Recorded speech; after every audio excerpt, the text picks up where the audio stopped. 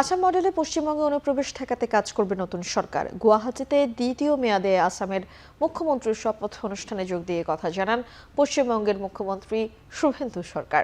এ বিষয়ে বিস্তারিত জানাতে কলকাতা থেকে যুক্ত হচ্ছেন সহকর্মী দীপক দেবনাথ। দীপক, একটু জানাবেন সীমান্তে কাঁটাতারের বেড়া বসাতে বিএসএফ ভূমি অধিগ্রহণ শুরু করেছে কিনা, এবং এ নিয়ে পশ্চিমবঙ্গের সীমান্তবর্তী এলাকার মানুষ কিংবা অন্যান্য যে রাজনৈতিক দলগুলো রয়েছে তাদের প্রতিক্রিয়া কি? এছাড়া আরেকটু যদি জানতে চাই যে অনুপ্রবেশ ছাড়া অন্য কোনো ইস্যুতেও শুভেন্দু অধিকারী কথা বলেছেন কিনা।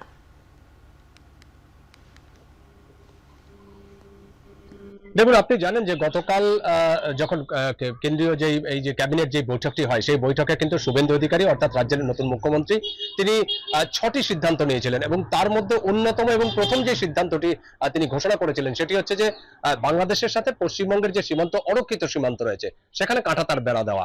আপনি জানেন যে এই কাঁটাতার যে বেড়া দেওয়া, সেই বেড়া দেওয়ার কাজটি কিন্তু এর আগেও আমরা প্রধানমন্ত্রী নরেন্দ্র মোদী যখন রাজ্যে এসেছিলেন এবং নির্বাচনী প্রচারে যখন এসেছিলেন, তখন কিন্তু প্রধানমন্ত্রী নরেন্দ্র মোদী, কেন্দ্রীয় স্বরাষ্ট্রমন্ত্রী অমিত শাহ থেকে কেন্দ্রের যারা নেতা আছে তারা এবং বিজেপির যারা নেতৃত্ব আছে রাজ্য স্তরের, তারা কিন্তু প্রত্যেকেই বলেছিলেন যে রাজ্যে যদি তারা ক্ষমতায় আসে তবে কিন্তু এই যে অরক্ষিত সীমান্ত, সেই সীমান্তর কাঁটাতার দেওয়া হবে। এবং আপনি জানেন যে পশ্চিমবঙ্গের সাথে এই বাংলাদেশের সীমান্ত প্রায় 2200 কিলোমিটারের কিছুটা বেশি রয়েছে, এবং তার মধ্যে প্রায় 550 কিলোমিটার অরক্ষিত সীমান্ত রয়েছে বলে আমাদের কাছে খবর আছে।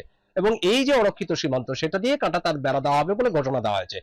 কারণ বিজেপির বারে বারে যেটি অভিযোগ যে এই অরক্ষিত সীমান্ত দিয়ে অনুপ্রবেশের ঘটনা ঘটছে, এবং সেই অনুপ্রবেশকারীদের ভোট ব্যাংক হিসেবে ব্যবহার করছে তৃণমূল কংগ্রেস, এবং এই নির্বাচনে আমরা সেই ইস্যুটিকে আমরা দেখেছিলাম। এবং সেই ইস্যুটিকে খাড়া করেই কিন্তু যখনই কেন্দ্রে রাজ্যে যখন নতুন সরকার আসলো, গতকালই আমরা ঘোষণা দিল, কিন্তু এখনো পর্যন্ত সেই জমি অধিগ্রহণের যে কাজটি, সেই কাজটি কিন্তু এখনো শুরু হয়নি। কারণ এখনো পর্যন্ত আমাদের কাছে এইটুকুই খবর আছে, কারণ এটি একটি আইনি প্রক্রিয়া। এবং আপনি জানেন যে এটা মুখ্য সচিব এবং ভূমি দপ্তর যেই সচিব আছে তাদেরকে নির্দেশ দেওয়া হয়েছে যে 45 দিনের মধ্যে এই পুরো প্রক্রিয়াটা সম্পন্ন করতে হবে, এবং বিএসএফ যতটুকু জমি লাগছে, বিএসএফ এর ঠিক ততটুকু জমি যেন বিএসএফ এর হাতে দেওয়া হয়।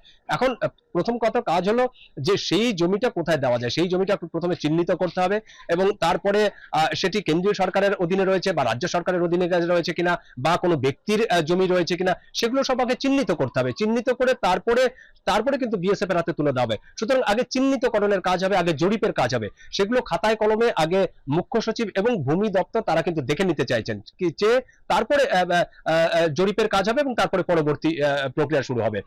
কিন্তু আজকে আমরা দেখেছি যে গতকাল যেরকম মুখ্যমন্ত্রী শুভেন্দু অধিকারী একটা ঘোষণা দিয়েছিলেন, আজকেও ঠিক একই বক্তব্য রেখেছেন। আপনি জানেন যে আজকে অসমের যে নতুন মুখ্যমন্ত্রী, সেই নতুন মুখ্যমন্ত্রী শপথ নিয়েছেন হিমন্ত বিশ্ব শর্মা, এবং সেই শপথ গ্রহণ অনুষ্ঠানে যখন শুভেন্দু অধিকারী গিয়েছিলেন গুয়াহাটিতে, তিনি যখন কলকাতা থেকে গুয়াহাটিতে বিমানবন্দরে নামেন, সেখানে সাংবাদিকদের প্রশ্নের উত্তরে তিনি বলেন যে প্রথমেই বলেন যে এই হিমন্ত বিশ্ব শর্মা হচ্ছে তার বড় ভাই, এবং তার কাছ থেকে অনেক কিছু শেখার আছে। এবং তিনি যেভাবে আসামের সাথে বাংলাদেশের যে সীমান্ত যেরকম সুরক্ষিত করেছেন, যেভাবে অনুপ্রবেশ ঠেকিয়েছেন, ঠিক সেই মডেলটাকেই কিন্তু আমরা অনুসরণ করব, অর্থাৎ পশ্চিমবঙ্গ সরকার অনুসরণ করবে। এবং তারপরে তিনি বলেছেন যে যেভাবে ওখানে কাঁটাতার বেড়া দেওয়া হয়েছিল এবং ত্রিপুরা এবং আসামে, ঠিক সেভাবেই কিন্তু পশ্চিমবঙ্গের শুরু হবে। এবং ইতিমধ্যে আমরা গতকাল ঘোষণা দিয়ে দিয়েছি, এই শব্দগুলি ব্যবহার করেন।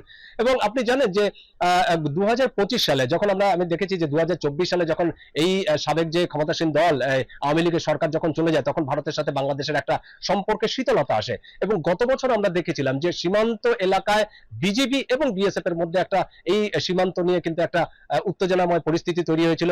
এবং সেই সময় আমরা দেখেছিলাম যে মালদহে ছুটে গিয়েছিলেন তৎকালীন বিরোধী দলনেতা, এখন যিনি রাজ্যের মুখ্যমন্ত্রী শুভেন্দু অধিকারী, এবং সেই সময় কিন্তু মালদায় ছুটে গিয়ে সেখানে আশ্বাস দিয়েছিলেন যে যদি বিজেপি ক্ষমতায় আসে তবে কিন্তু কাঁটাতার দেওয়া হবে।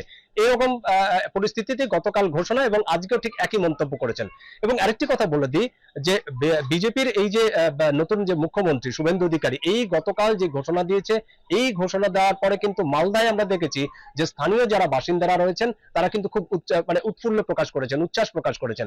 তাদের যেটি বক্তব্য সেটি হচ্ছে যে গত কয়েক বছর ধরে মমতা ব্যানার্জির সরকার তারা জমি দেয়নি, ফলে সেখানে কাঁটাতার হয়নি, এবং কাঁটাতার না হওয়ার ফলে তাদের যেটি অভিযোগ, যেটি অনুপ্রবেশের ঘটনা ঘটেছে, নাশকতা ঘটেছে। সুতরাং এখন যদি কাঁটাতার নির্মাণ হয় তাহলে সেই সমস্ত সমস্যা কিন্তু মিটে যাবে, এরকম একটি মন্তব্য তারা কিন্তু গ্রামবাসীরা জানিয়েছেন।